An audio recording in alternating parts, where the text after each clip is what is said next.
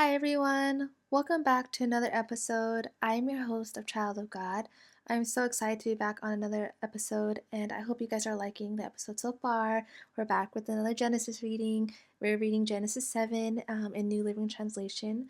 So if you guys want to follow along, please do. So let's get straight into the reading. The flood covers the earth. When everything was ready, the Lord said to Noah, "Go into the boat with all your family, for among all the people of the earth, I can see that you alone are righteous.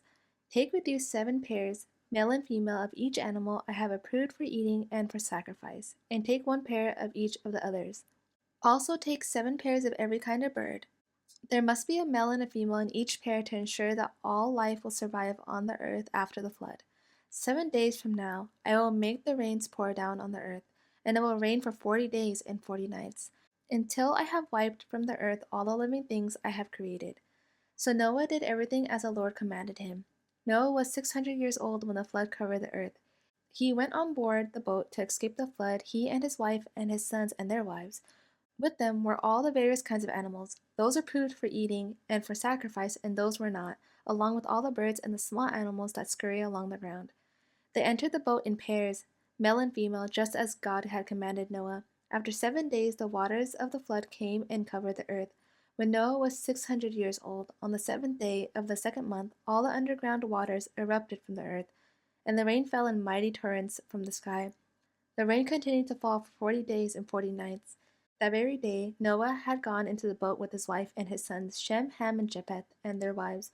With them in the boat were pairs of every kind of animal, domestic and wild, large and small, along with birds of every kind. 2 by 2 they came into the boat, representing every living thing that breathes. And male and female of every kind entered, just as God had commanded Noah. Then the Lord closed the door behind them. For 40 days the flood waters grew deeper, covering the ground and lifting the boat high above the earth. As the waters rose higher and higher above the ground, the boat floated safely on the surface. Finally, the water covered even the highest mountains on the earth, rising more than 22 feet above the highest peaks.